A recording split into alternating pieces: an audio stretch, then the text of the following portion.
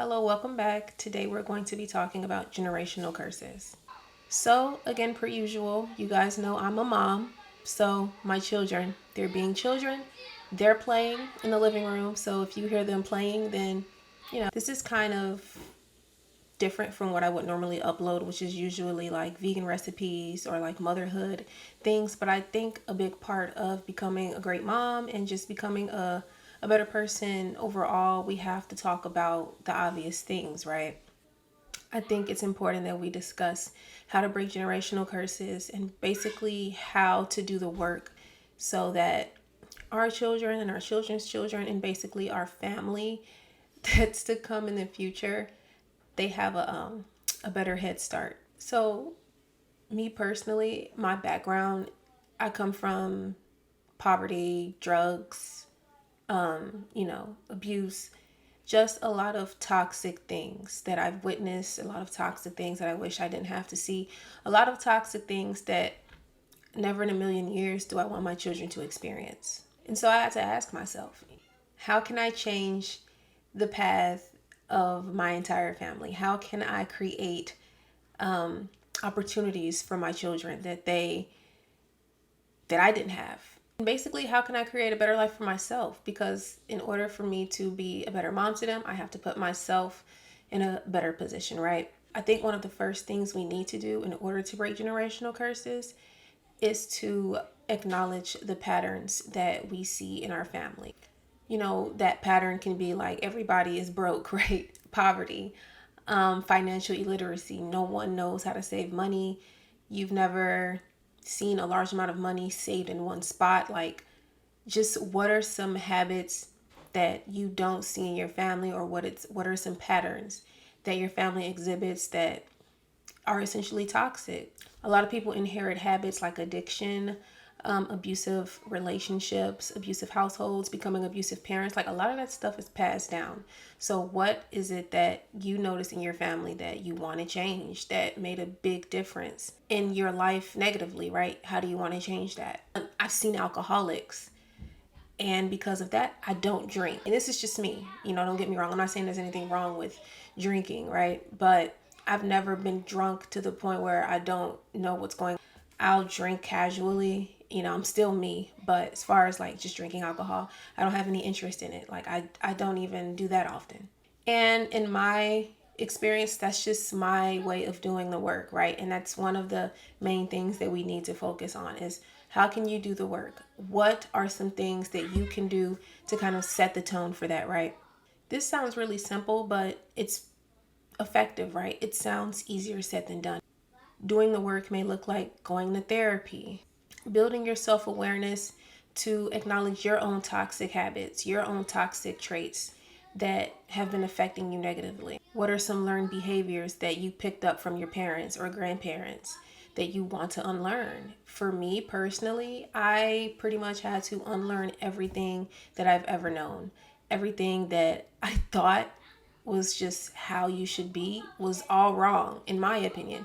And so there was so many things that I had to unlearn, so many things I'm still unlearning, so many habits that I subconsciously picked up that I just do, right? That I got from my parents, that I may have gotten from my grandparents, that I just don't want my children doing, or that I don't want to see affecting, my children.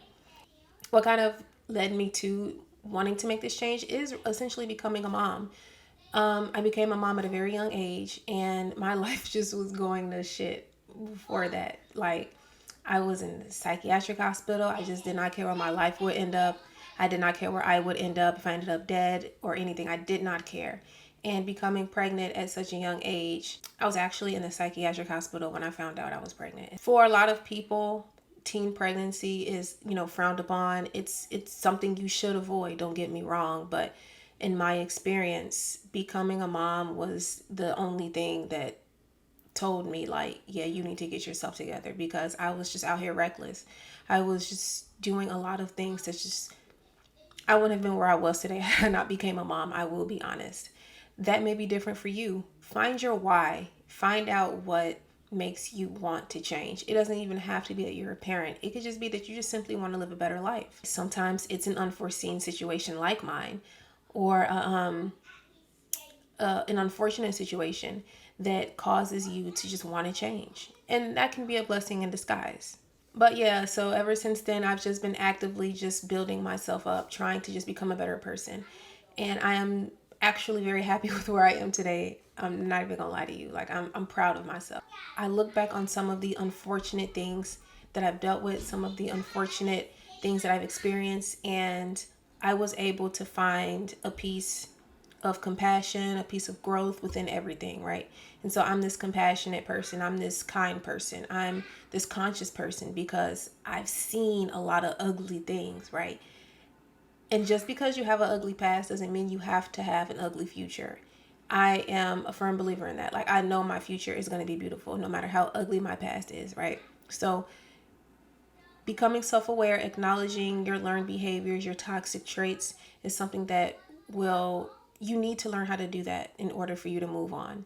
Building financial discipline, building financial literacy, that's one of the main things that I think we all, not all of us, but a lot of us, like a lot of people that I know specifically, we need to learn how to do, how to save money, how to invest, how to just tell your money where to go, how to make disciplined decisions so that you're not looking at your bank account or that you're scared to look at your bank account and you're wondering where did all your money go. This is something I'm teaching my children right now because I need them to grow up automatically knowing how to build credit, because there's no reason for me to wait until I become an adult to learn all of these things. Again, that's not your story, that may not be your situation, but in my personal experience, a part of my growth journey is learning financial literacy. Parenting differently is something that I am very adamant about doing. I do a lot of things different for my kids than I see my parents do for me.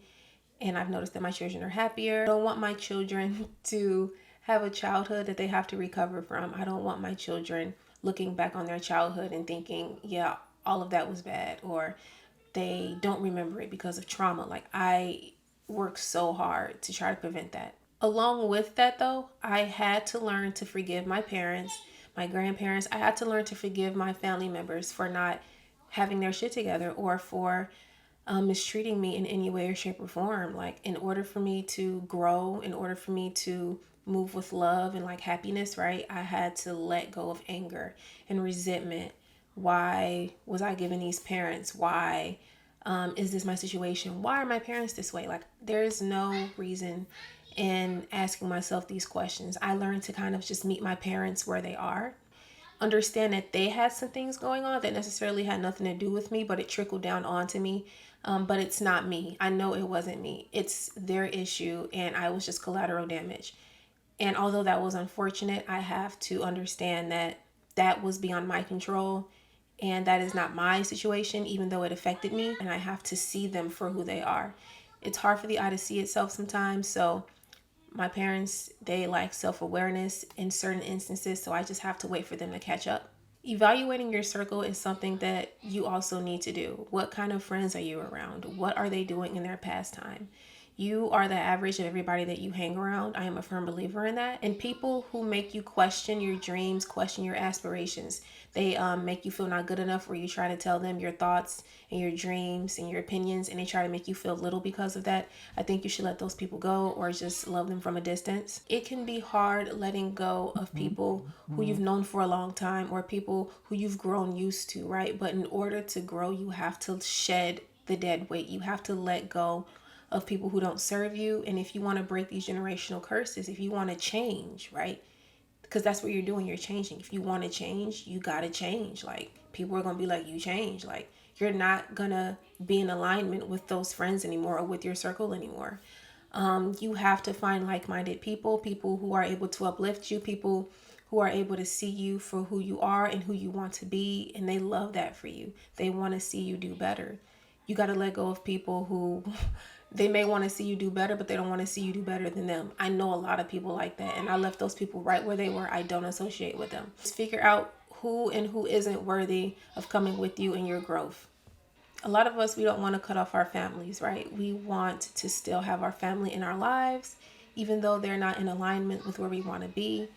And the best thing that you can do is to set an example. Setting an example for your parents, setting an example for your siblings, even if they're older or younger, your grandparents. Like, you got to set an example for everybody.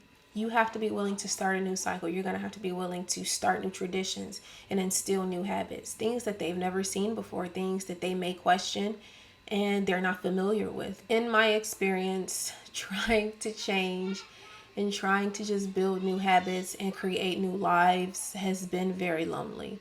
People have called me weird. People have looked at me sideways. People have called me crazy. People think I'm crazy. And people just think that I don't have it in me. But I am so determined.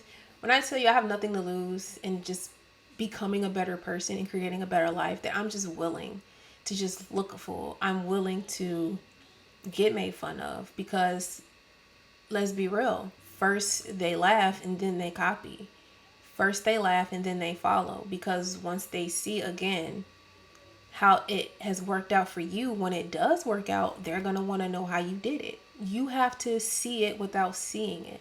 That is so important. Like, that's the biggest thing, because people aren't going to believe in you until they see it work for you. Meaning, it may not look like what you want it to look like right now, but you got to be willing to still put in that work. And you got to be willing to realize that, okay, if I keep putting in this work, it's going to change my life at some point. Things are going to look different at some point. I may not physically see it right now, but I see this better life for me. I see all of the things that I could be, all of the things that I could have, right? But you got to kind of think about it this way. If people had the mindset that they needed to have, or if they saw the vision that you see for yourself, would you even be in this situation? Would you have to be the one to change the whole dynamic? No, because they would have did it a long time ago. I'm not going to take advice or listen to someone who isn't where I want to be at. I understand you might mean well, but where I'm trying to go, I ain't seen you been. I ain't never seen it happen. So I can't listen to you because you want me to stay where I'm at. You want me to stay where you're at. All you know is what you know, and what you know is what you've experienced, and you don't seem to have the experience behind the things that I want. So I'm not going to listen to you. Sorry. I'm going to have to figure it out on my own. I'm going to have to try some things I ain't never seen before to get the life that I ain't never had. But until then, I'm going to just be out here looking crazy. Y'all going to think I'm crazy. Because I'm it's trial and error. I'm going to be making a fool of myself until I get it right. That's what I'm going to do. I'm going to keep trying till I get it right. I hope that you are doing well. I hope that you guys are doing the best that you can at breaking your generational curses. Let me know any generational cycles and curses that you are trying to break down in the comments below. I hope that you are successful in your endeavors. We can't allow ourselves to become small in order for people to be more comfortable and become easily digestible for these people who want you to stay small. And again, a lot of people want to see you do okay probably, but they don't want to see you do better than them. Thank you guys so much for watching, and I'll talk to you guys later. Bye.